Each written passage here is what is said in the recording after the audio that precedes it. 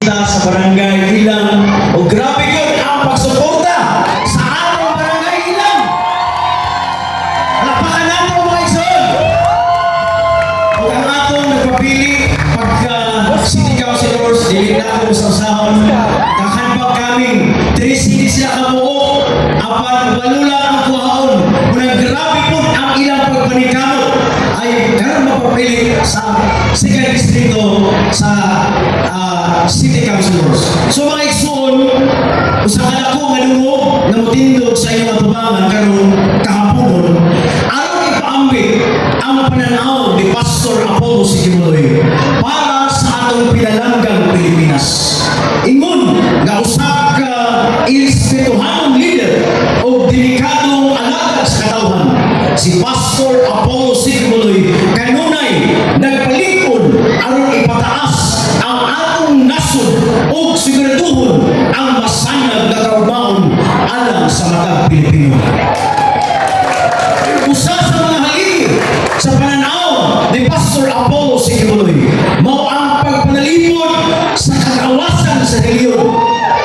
Tungod kay kita kasi natin o religious oppression, 16 days may nagipuyan ang mga polis, 5,000 ka polis dito sa sulod sa Central Compound. Mauning ipatindog ni Pastor ang kagawasan sa reliyon sa usa ka nasod nga nagkalain sama sa tuwa. Importante ang matag usa nga dunay kagungod nga magpasiugda sa ilang pagtuo nga walay kahadlok sa pagpanimalos o diskriminasyon.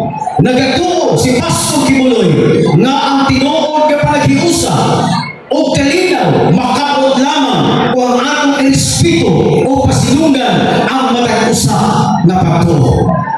Usa pakayawi sa plataporma ni Pastor ang iyang pagkampanya na mo ang paghatag o libreng tamo na mas paspas ng mga serbisyo medikal para sa tanang Pilipino. Ang pag-atiman sa kahimsog usa ka fundamental na katuod o walay angay na dili makadawa ug mga tambal nga makaluwas sa kinabuhi tungod kay walay igo nga pundo. Pinaagi sa paghatag og access sa kalidad nga pag-atiman sa kahimsog para sa tanan, makapanday ta og usa ka mas himsog og lig-on nga nasod. Palakpakan nato. Ang kalidad ng edukasyon mo ang sukaranan sa usa ka mauswagon nga katilingban. Naglantaw si Pastor Apollo Sigimuloy o usa ka kaugmaon diin ang matag bata bisan unsa pa ang ilang background at tunay access sa kalibutanong kalidad nga edukasyon. Pinaagi sa pag-invest sa atong mga eskwelahan o mga magtutundo aron mahati ang atong mga kabatanunan sa kahigalo o kahanas nga ilang kinahanglan aron magmalampuson sa usa ka mamag-uhon nga kalibutan. Ang zero corruption usani ka plataporma sa atong mga pastor tingali ang pinakadako nga isyu nga giatubang sa atong nasod mao ang korupsyon. Nakikiusa si Pastor Apollo Sigimuloy sa pagpaningkamot nga tapuson ang korupsyon sa atong gobyerno o mga publikong institusyon. Ang transparency, accountability o integridad kinahanglan nga mao ang nagiya mga prinsipyo sa atong mga lider. Pinaagi lamang sa pag-ugab sa korupsyon, masigurado nato nga ang atong mga kapang pangunahan magamit alang sa kayuhan sa tanang mga Pilipino. Sa pagpanapos ang pananaw ni Pastor Apollo Sigimuloy alang sa Pilipinas usa ka pananaw nga puno sa paglaom, puno sa panagiusa o puno sa pag-uswag. Pinaagi sa pagpanalipod sa kagawasan sa reliyon, paghatag o libre nga tambal, pagsiguro sa kalidad na edukasyon o pagigbato sa korupsyon. Makapanday ta o sa nasod na malikon, matarong o mauswagon. Magtinabangay kita aron ipanday ang masanag na kaugmaon Pilipinas. Mga ison, ayaw kalimti. 53 na numero sa baluta. Pastor Apollo Sigibuloy para sa Senado. Maayong hapon kailangan tanan o salamalaikum sa tanan kaigsunan ng mga Muslim. Daghang salamat sa itong Bro Elias Bulanyo Jr. Gusto mo kita artista? Yes, ato ihatag sa one of our representative, mga Pastor Apollo Kibuloy. Palakpakan natin ang atuang Joshua Garcia sa Bulanyo Camille.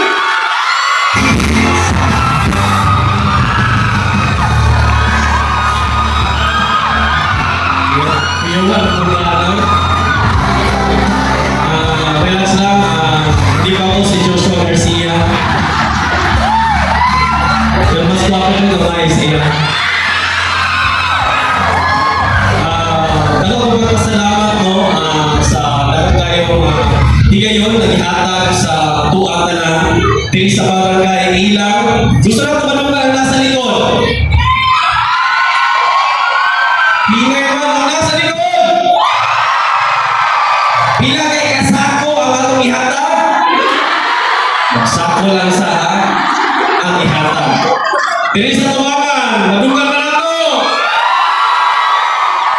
Ayan. So, ako na si Carlo, dili si Carlo Aquino ha. Dili po si Carlo Nograles. Ako si Carlo Matil, ang representative po ni Pastor Apollo Sigibuloy at co-convener sa Pastor Apollo Sigibuloy for Senator Movement. Namuko lang ni, kay i-introduce ko na ito no, ang nasa Laguna karon. So this is a 16 location, simultaneous po ito, nationwide. So here in Davao City, natadiri sa Barangay Ilang, napod tumakawanan sa Talomo sa First District. Napod tumakawanan no, sa Dapo Punaching sa Nabunturan, napod dito sa Matanaw, Davao del Sur, o sa uban pa na lugar sa Mindanao, Visayas, o sa Kauluhan, sa Manila, o sa Luzon. So later on, if last itawag kong ginagawa ang lugar, Barangay Ilang, so makita tayo ako niya kay via Zoom na live na o sa live streaming po sa different platforms sa SMNI o sa ito mga pages. So, Pastor Apollo Sigibuloy, kabalong ang tanan, nakulong si Pastor. Kabalong na? Nganong nakulong si Pastor? Nganong nakulong si Pastor? Tungod sa political persecution. Tungod sa political harassment. Nga naman, kay si Pastor, number 1 supporter ni kanhing Presidente Rodrigo Roa Duterte. Number 1 supporter si Pastor kay Vice President Inday Sara Duterte. Mauna ilang ginikanan karon. Katong mga kaso nga na-dismiss na din sa Davao, rape cases, child molestation, trafficking, balik-balik na nila, na-dismiss na siya way back 4 years ago. Gibuhay na nila last year, 2024, gidala dito sa Pasig City. Panawan ninyo sa kabuang kining gobyernohan ni. Mapamatunan ninyo nga bangag ng gobyernohan ni, katong gibuhat nila. Dira, silingan naman ta, barangay Ilang, nakamami sa walang sa katipan, komunal, at diha, sa katipan, sa ang atong KOGC compound. Do gilusog ta dira, dili lang 1,000, 2,000, 5,000 armado nga mga pulis. Nagipuyok dito sa to, halos din na muhawak for 16 days. Walay balaod, nga hitabo dito sa sunod na patuman, kay sila ang balaod. Ilang giyatak-yatakan, ang atong tawhanong katungod, giabuso nila, daghan ang samaran sa mga ng mga missionary workers. Tulo ang namatay. Namatay na lugar? Wala. Ni-ana sila manggipit. Dagbayan sa Davao, Barangay Ilang, Distrito 2. Musugot ba mo nga ilahang yatak-yatakan ang atong katungod? Musugot ba mo nga ilang i-impeach si Vice President Inday Sara Duterte? Inday Sara! Inday Sara! Inday Sara! Siya na sa hitundan, no? ang pagtira karon sa pamilya Duterte, ginatira, gina-issue, kailangan ginabuhatan o kinahanglan matanggal yun sa pwesto si Inday Sara Duterte at Vice Presidente. Ang pagtira, pag-atake sa iya, pag-atake ka nato na mga Dabawenyo. Tugutan ba nato na? Tugutan ba nato na? Tungod ani nga sirkumstansya, kita niya itong gobyerno, komunista na ang nagdumala karon diha. Kita ninyo mga komunista, wala na sa kadalanan, di ba? Sa una si Isa Rally, ibagsak, ano wala na sa kadalanan. Na nasa Kongreso, na nasa Senado, sila na ang nagdumala. Kung dili na mo action, kung dili na mo iboto, ang 9 senatoriables Duterte's line up, mubagsak ang Pilipinas. Mo na karon si Pastor, number 1 yun na niya makaaway. Kanang CPP, NPA, NDF. Uyon mo sa NPA? Si Pastor Apollo C. Kibuloy, wala pa ni daghan na o napamatulan. Daghan ang nahimo. Hindi inyo nakita, mga nanayaw, nanganta, mga kabataan-unang, taas ka ang mga scholars ni Pastor Apollo C. Kibuloy. Ipilalami, thousands of them, isa na po, yung ipa-eskwela ni Pastor nga libre. Kumpri man ta. Pero tanawa si Pastor. Gikan elementary, high school, college, mag-master, mag-doctor, pa-eskwela ka libre. Why ayan? Ning ana si Pastor pag-utapang. Kira sa itong compound, exhibit A man na ni Pastor. Nadiya ang itong haping na mahuman na pinakadako ng Kingdom. 75,000 seating capacity. The largest indoor worship center in the world. Happy na naman. Dati ang Jose Maria College Foundation Incorporated. Daghang ipa-eskwela si Pastor. Pag-utapang si Pastor, dili ka pangutanon. Kung sa imong reliyon, dato ba ka? Kung sa imong political affiliation, dili. Pag nanginahanglan ka, tabangan ka ni Pastor. Sama ani mga kabataan-unan ng mga scholars ka ni Pastor. Let's visit Tamayo. Kita nyo sa Tamayo? Kasi nakauto dito sa Tamayo.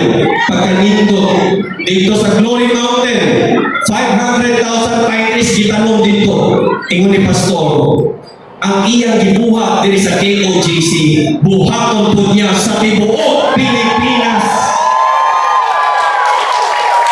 Gano'n na buhat niya ni Pastor? With the limited resources. Compared sa national budget na 6.325 trillion annual budget. Sa Kingdom of Jesus Christ, limited naman. Limited naman ang atong resources. Pero nga nabuhat ni Pastor.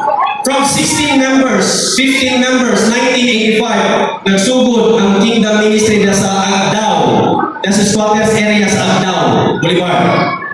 After nearly 40 years, from 15 members, karon niabot na 7 million strong members of the kingdom.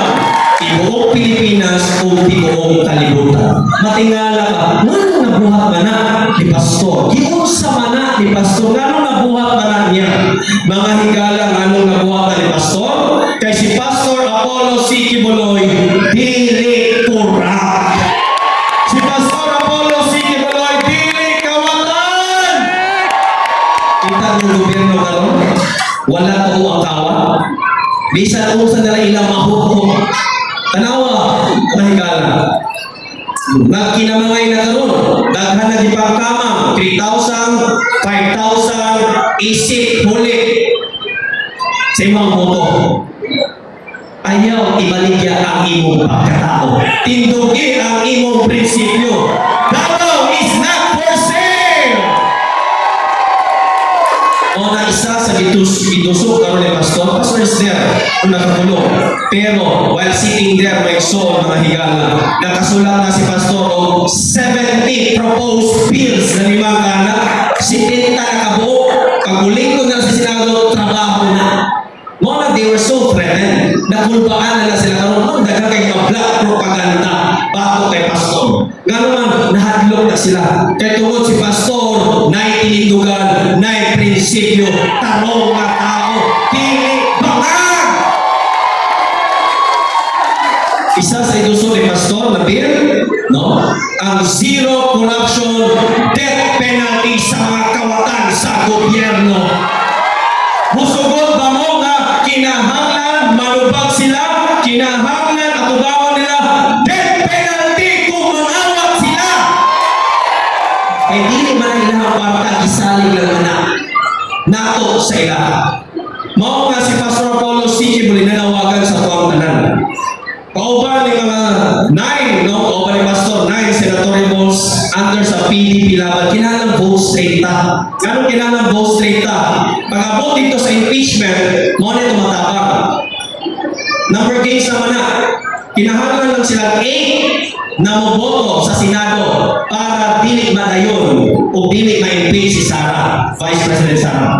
Now, 9 na ni sila, napay sobra. Kinahanglan vote straight yun ta. Vote straight pa ta, PDP laban! Hinay man, unsa man mo? Team Duterte, Team Banga! Inday Sara! Inday Sara! Tingnan ko kalimtan. Giningaw na kita sa pagkumala sa mga Duterte nationwide. Muna na kulban sila kay kabalutan ang 2028 dili yun mapungan kung makikiusa ang tanan mga higala. So once again, in behalf kay Pastor Apollo C. na gusto nyo kayo makatamong diri karon, no, ipaabot yun niya iyang kinasing-kasing nga pagpasalamat kanatong tanan o sa karon higayon na, no, i-switch nato, no, storya karon ng executive minister sa Kingdom of Jesus Christ nakaroon dito sa Laguna. Ato puto na nagtigom, no, atong ipasok, no, sa tuwang live feed karon si executive minister Brother Marlon Acor.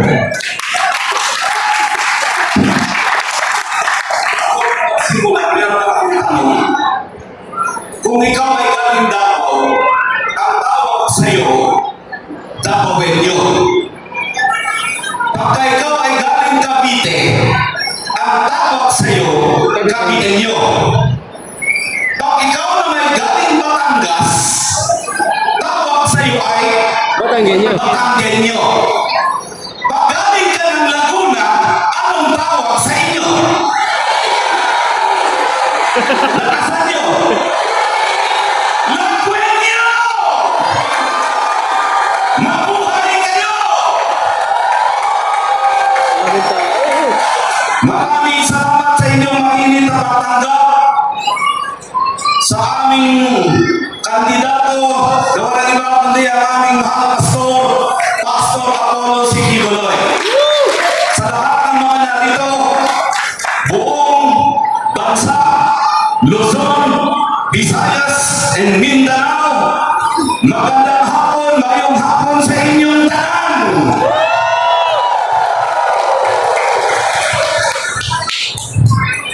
Gigutom na mo.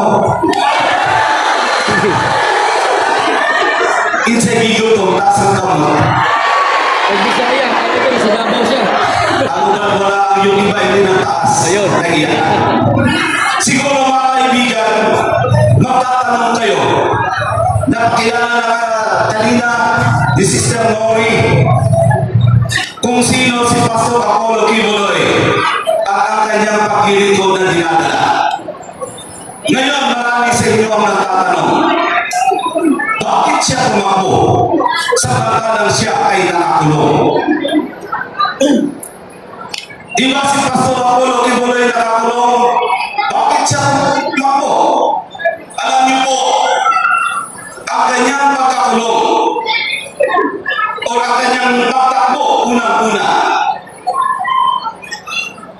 ang siya nagtulak sa kanya kung bakit siya pumasok sa magulong politika. Dito sa KOGC, okay na siya, okay na kami. Pero dahil sa mga sirkunstansyang namumuo, ito ang nagtulak sa kanya kung bakit siya pumasok sa magulong politika. Nakulong ang aming pastor. And this is a political persecution. And we To be ads. Hindi naka-premium.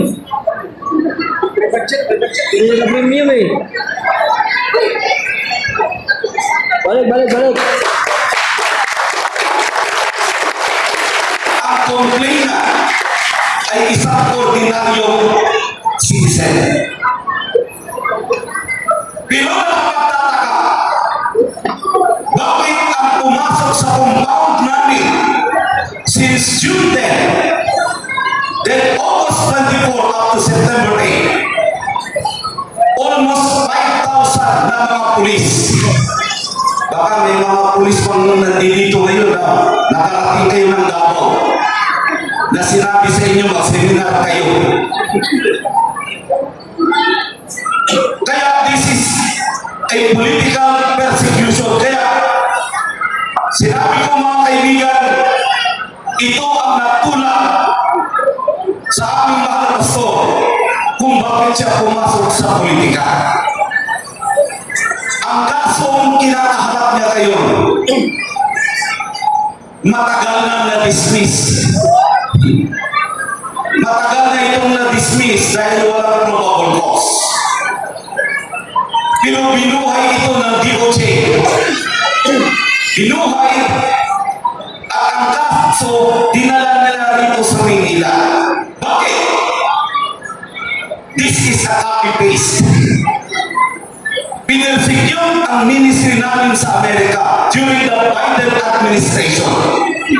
Ngayon, lumitaw sa administrasyon ni Trump na more than 300 churches, Catholics, Pentecostals, lahat ng religious organization during the Biden administration, iniisa-isa, pinasok ang mga compound, pinaghaharas ang mga church workers.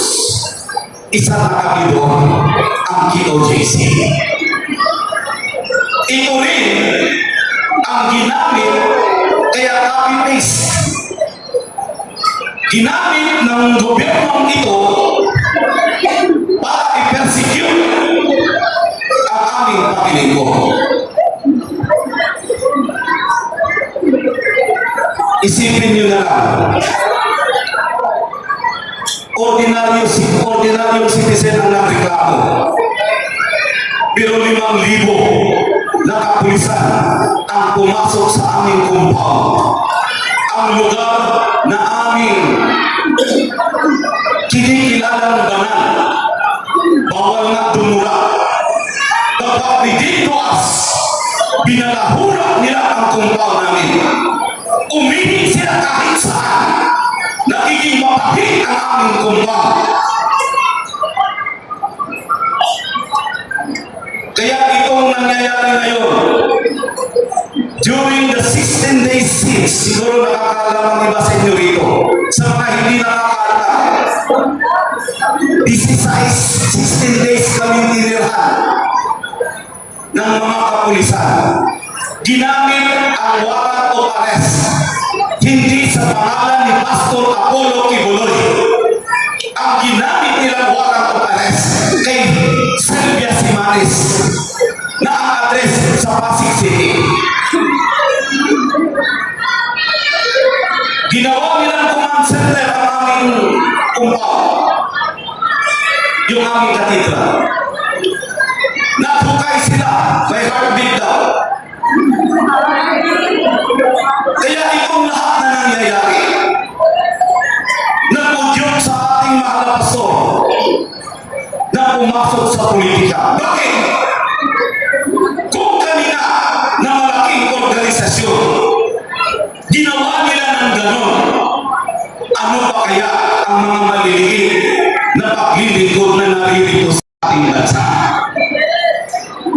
Kaya mga kaibigan, ang kalagayan natin ngayon, sobra na ang pambabalahura sa ating karapatan. Bakit kailangan natin suportahan si Tatay Digo? Sino sa inyo ang nagmamahal pa rin kay Tatay Digo? Iwagayway ang mga bandida.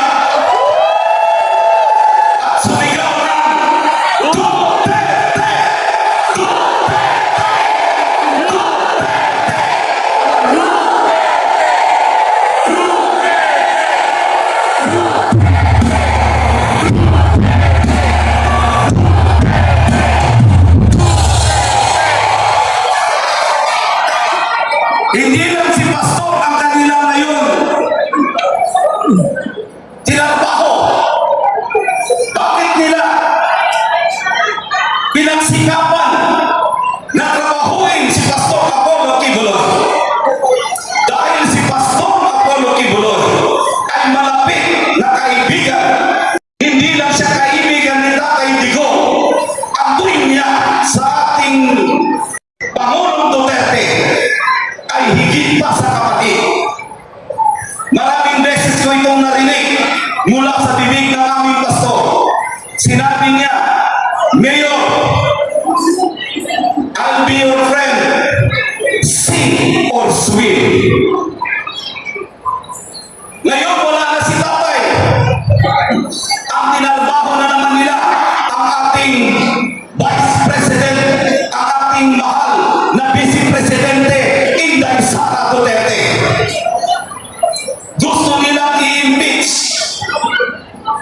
Kaya sinabi ko kanina, bakit kailangan natin suportahan ang kandidato ni Tatay Digong?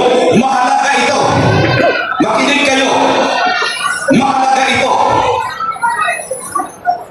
Kung itong siya na kandidato mananalo kasama ang aming mahal na pastor, hindi nila ma-impeach. Ang impeachment complaint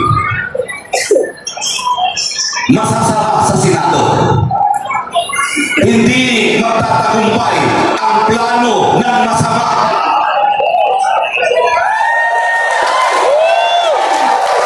Kaya mga kaibigan, sa tulong ninyo, inaasahan ng aming mahal na pastor ang inyong suporta. Hindi lang si pastor, kundi ang mga magagaling, may mga prinsipyo na kandidato ni Tatay Digong. Suportahan natin. Uy, parang wala ata.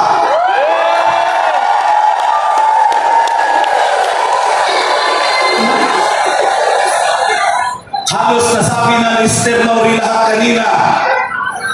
Ito na lang ang idadagdag ko.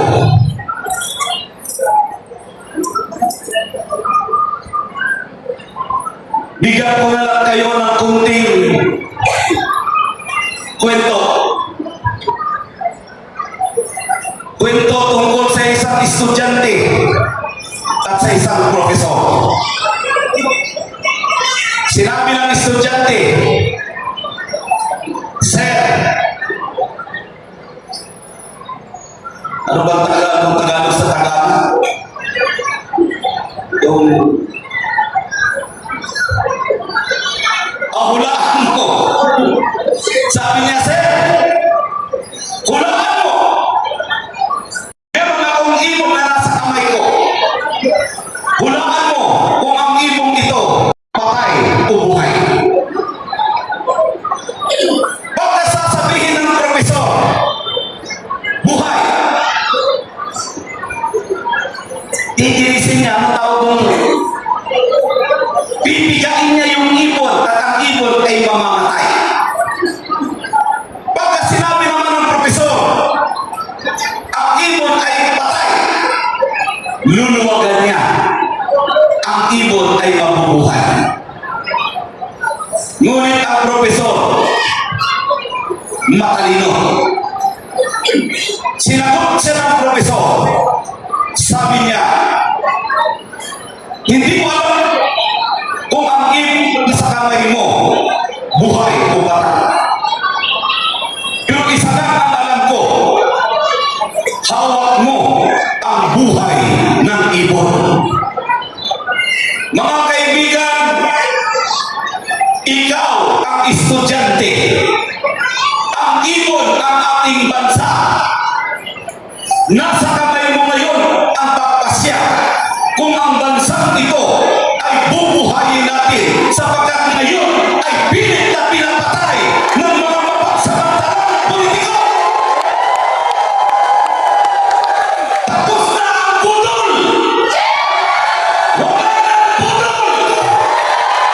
Iboto natin ang kandidato ng PDP laban!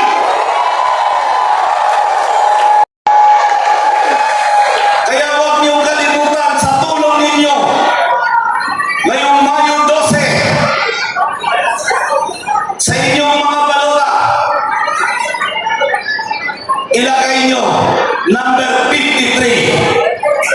Ayan ang mga numero nila. Number 38, si Congressman, si Senador Marcoleta. Number 28, si Senador Bongo. Number 10, si Jimmy Bundok. Number 22, si Ronald De La Rosa. Number 58, si Philip Salvador.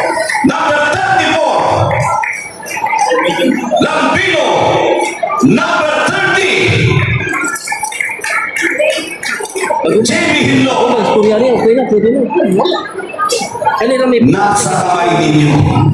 At higit sa lahat, huwag niyong kalimutan na iboto ang mga tao na merong resibo.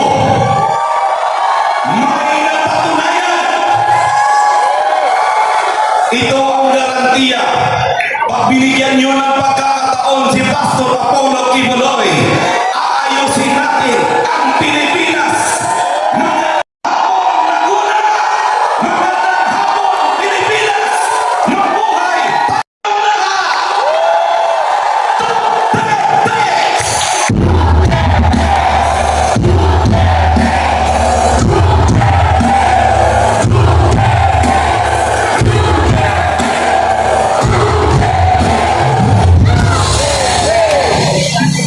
Maraming salamat kay Brother Marlon.